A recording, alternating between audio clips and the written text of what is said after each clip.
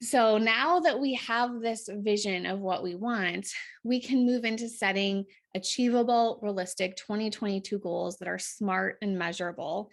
I'm going to teach you how to figure out what goals should be the priority for the next year, how to narrow down your business ideas when you have so many ideas for the year, how to separate your work goals and your personal goals and your family goals, and your financial goals and your health goals, all the goals, right? And so that's what we're going to cover right now. This is why you're here. I love it. So, annual goals. So, your hard part is done. You've done your vision. So, we have a vision over the next 5 to 10 years of what we want our life to look like, right? That's what's going to make this so much easier because the hard part is done. And now we need to figure out what we're going to do over the next year to help us reach that vision. Like those first steps we need to take over this next year that's going to help us reach that 5 to 10 year vision. And then we're going to narrow that down to 3 priorities for the next year. So the easiest way to really narrow this down is to narrow down your direction into these 9 categories. So this is really first about rating we're going to rate yourself, which might seem a little bit weird, but we really have to start with like an honest assessment of how happy and fulfilled you are in all areas of your life right now. Because like I said before, like career and life can be very intertwined. This is big picture. We want to go through everything because it's all about fulfillment, right? So there's family, health, fun, learning, impact, career, money, faith, and relationships. And this is going to help us figure out what we should focus on over this next year, because there's different times in our lives when we're focused on different things. And so a current evaluation right now would be to give yourself an honest assessment of where you are right now. Ideally, we're at a perfect 10 in all areas, right?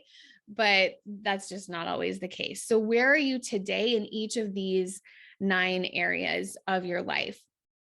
Maybe you've been really focused on, your career, and now you want to add more learning into this next year, right? Like maybe there's some sort of career change that you want to make. So you want to learn and get some new experiences. Maybe you want to have more fun. You've been working your butt off and you need to have more fun. Maybe you've been working so hard on this career change that you haven't put your health as a priority, right?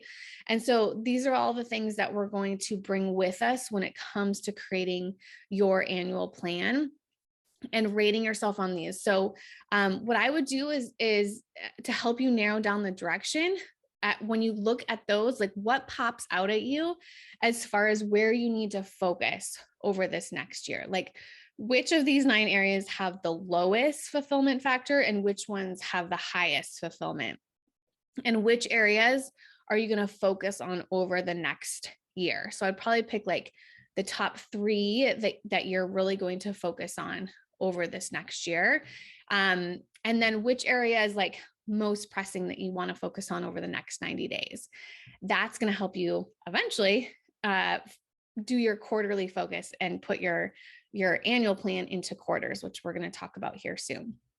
So everyone always has a problem with figuring out what their goals should be. So if that's an issue you're facing, breaking down that vision into your annual goals, I have a recommendation for you.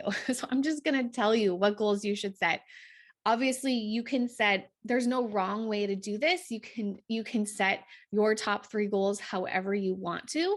But if you're struggling with coming up with 3 goals for the year, this is what I usually recommend.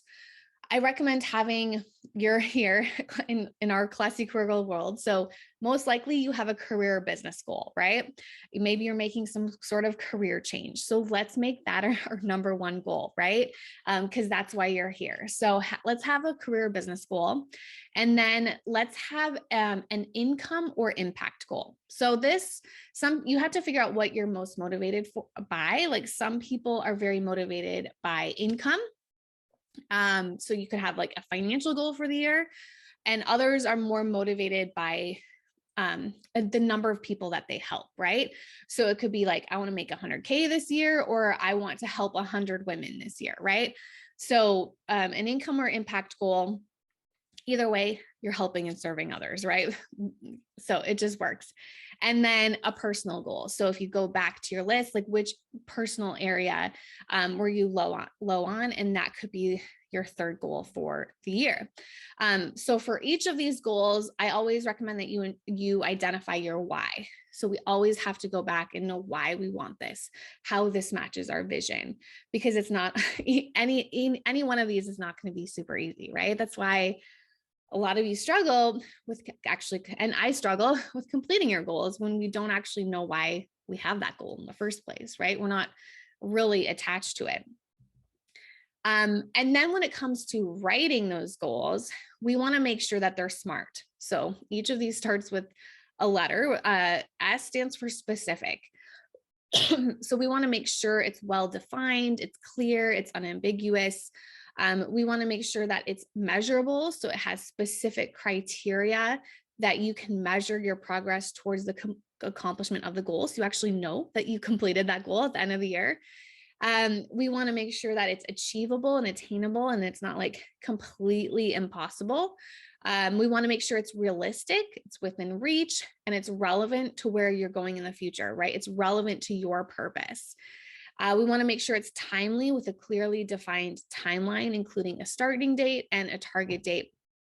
And the reason we want to do this is because we want to have a sense of urgency to complete that goal by a certain date, right?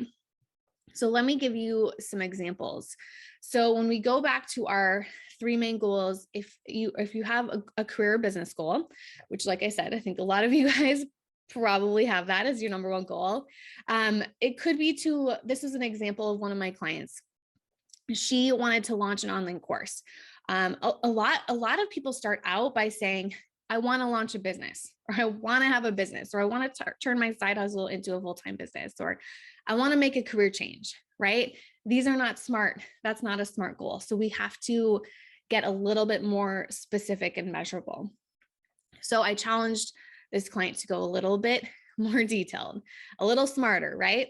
So we changed our goal to launch an online course with at least 20 students by December 31st, 2022.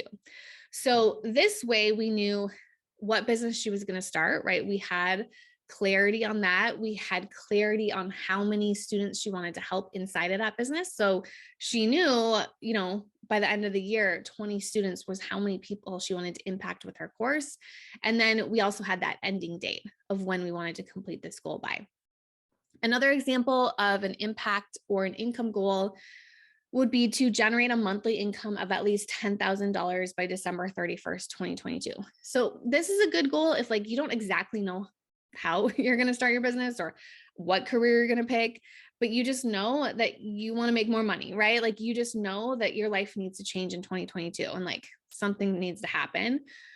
We can figure out the how later, right? We can figure out what the business is and what the career is and how we're going to make it all happen.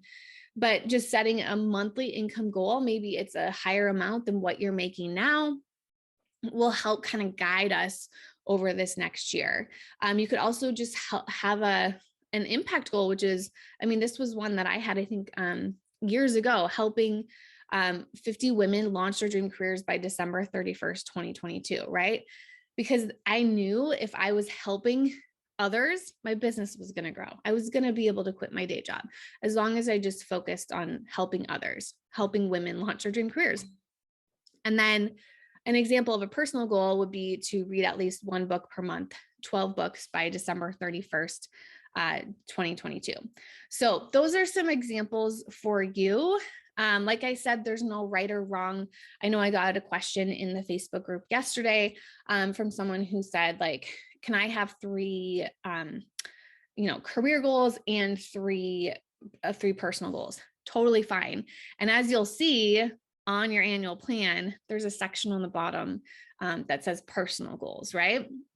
So if you want to make those top three, and that's what I do actually, I usually make those top three goals something to do with my career, business, or professional or development, leadership.